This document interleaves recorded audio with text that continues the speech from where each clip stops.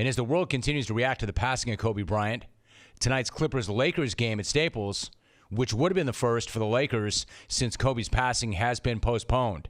The league said in a statement, quote, "The decision was made out of respect for the Lakers organization, which is deeply grieving the tragic loss of Lakers legend Kobe Bryant, his daughter, Gianna, and 7 other people in a helicopter crash on Sunday," end quote. The Lakers themselves also released their first formal statement since the tragedy. Quote, "In consultation with the NBA League office, the game schedule between the LA Lakers and the LA Clippers for Tuesday, January 28th will be postponed and scheduled for a future date." It goes on, quote, "The Los Angeles Lakers would like to thank all of you for the tremendous outpouring of support and condolences. This is a very difficult time for all of us. We continue to support the Bryant family and will share more information as it is available," end quote. This, to me, is the right decision. Playing tonight may have been cathartic for some, but it is still way too raw. It is still way too painful for others. And while it might be kind of a hassle to reschedule other games, the fact that it's a matchup between two teams who share the same city and the same building, there was no good reason not to postpone this game. The Lakers canceled practice yesterday as the team brought grief counselors in to support them. I mean, it would have been pretty ridiculous to have grief counselors for the organization one day and then play a game 24 hours later. And this is not just a Laker thing, and it's not just the Lakers who are dealing with it. You saw how emotional Doc Rivers was on Sunday when he was talking about Kobe. Yesterday, Clipper Lou Williams, who played with Kobe, tweeted, quote, "Been crying on and off. Have a random thought about things we spoke about, then laugh, cry again. Then I tell myself, tighten up. Mamba was tough. Wipe my eyes, cry again, R.I.P. Kobe." Williams was also tweeting back and forth with Nick Young and laughing about a particular memory. Quote, "We got blew out in Portland.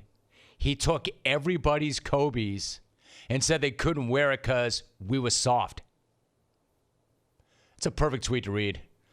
Really a perfect tweet to read yesterday. It felt like a lot of people needed that tweet because it was funny. It was really funny. Kobe was a really funny dude. Extremely intense, extremely focused, but he was a funny guy.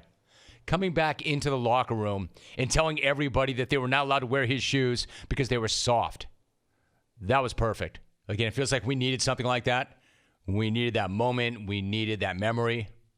And hopefully as the shock begins to wear off and the sharp pain softens, there'll be more of those moments.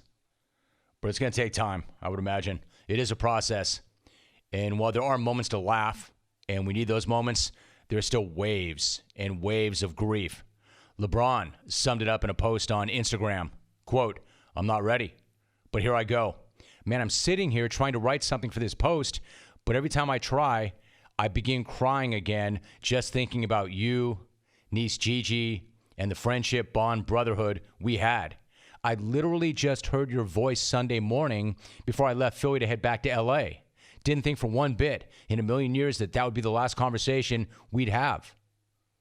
WTF. I'm heartbroken and devastated, my brother. Man, I love you, big bro. My heart goes to Vanessa and the kids.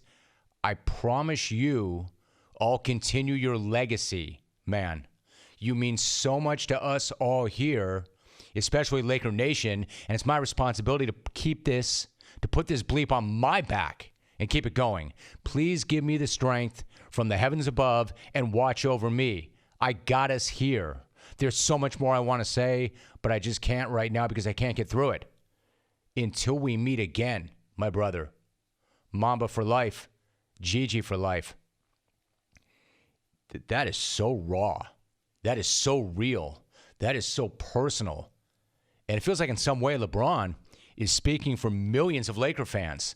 Like, you read that and you feel the emotion in that post, and there was no way they were going to play a basketball game tonight. Not a basketball game that counts for anything, because as you can see, it's still way too raw. The pain is still too fresh. Sometimes playing through something is a good idea, and then sometimes it's just not. Sometimes it's important to stop and acknowledge what has happened and how it's impacting everybody. It's okay for people who were close to Kobe to be crushed by this.